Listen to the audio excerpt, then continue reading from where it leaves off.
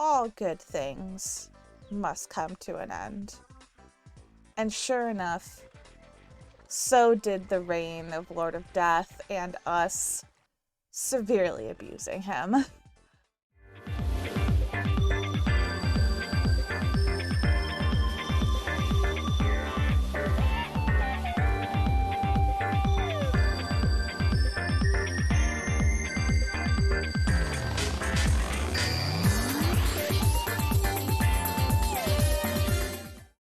Hello everybody, welcome returning subscribers and new. My name's Amber. I play on the official international Ragnarok Online server Chaos, and I'm here with a new series for you where I tell you stories from the early days of Ragnarok Online when things were simple and the internet was the wild, wild west. I'm here to promote the game to old returning players and newbies, so I hope these stories will be enjoyable for all of you. Now, did you know back in the day there was a way to leech a character to 99 by just not doing anything? There was an MVP called Lord of Death. Now, I would be amazed if anyone knew what I was talking about. This was like 2003, 2004 stuff. So, how people came up with this is beyond me. The cooperation involved is incredible. So, people found a way to farm the mobs the MVP Lord of Death would spawn, and to continuously keep killing them in order to get experience. You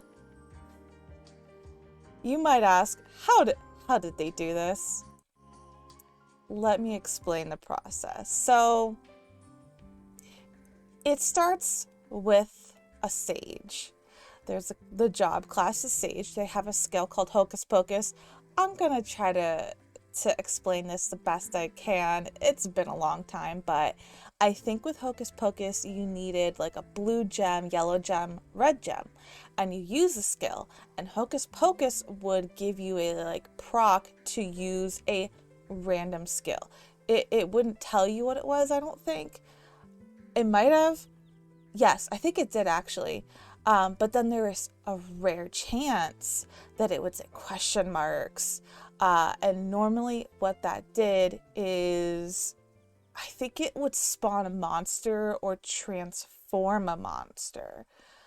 So, guilds would get together. They would find the most remote, bizarre, weird location.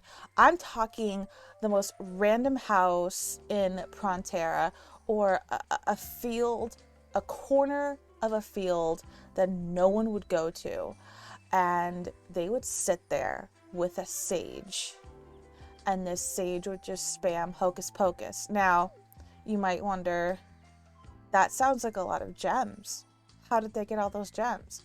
Well, you would have a bard and a dancer, and together they have that one skill they can use that nullifies the requirement for gems. So the bard and dancer would do their song and dance while the sage would spam Hocus Pocus. Now, I don't know how long it actually took to summon Lord of Death. Honestly, it could have taken weeks. I don't know. But this happened often enough where I've joined in several times. So it's insane. So, okay, you're in this random house in Frontera. The sage is using Hocus Pocus, and they summon a pouring. They use Hocus Pocus, they get the question marks, they transform the pouring into a ghoul. You keep doing that, and eventually it transforms it into Lord of Death. I mean, there's so many monsters out there. There's so many different MVPs. Why Lord of Death? But regardless, eventually you got Lord of Death. That's when you bring in your tank, your Crusader. The Crusader sits there and tanks Lord of Death. And then there's several priests that are spam healing the Crusader.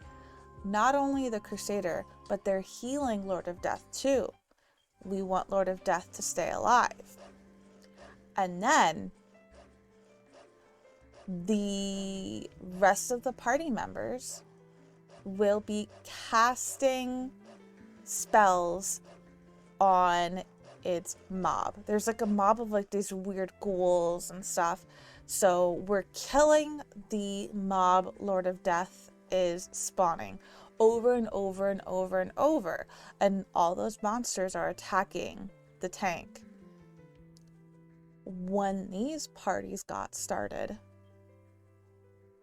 they went on for days, weeks, possibly months.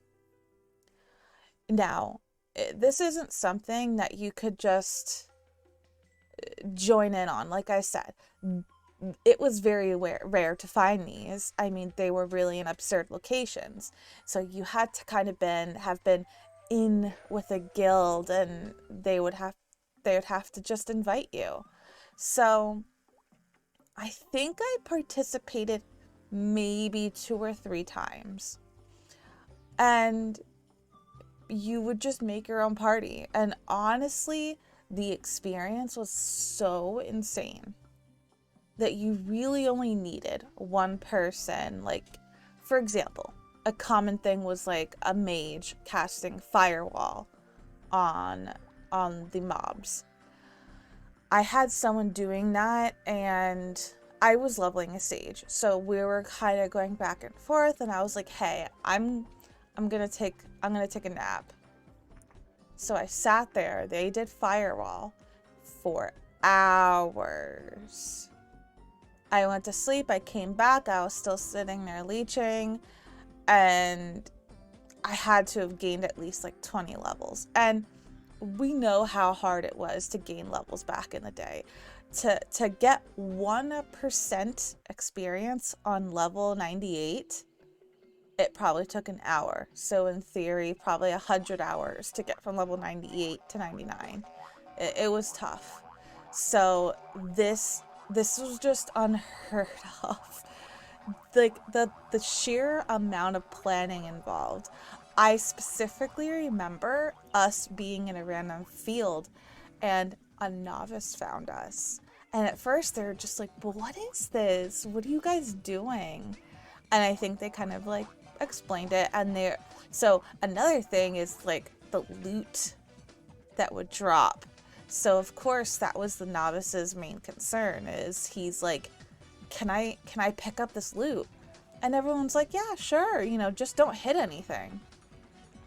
So the novice is running around, he's grabbing stuff, like, because it's dropping under the spawning mobs. And as long as you don't hit anything, it's not going to attack you. Well, I remember it so vividly.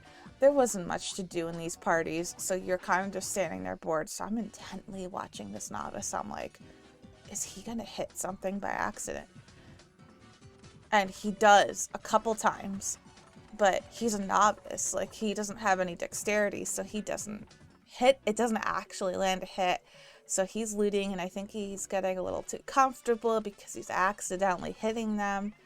And I will never forget when he actually landed a hit and the monster turned around and attacked him. And this novice dropped to the ground so fast.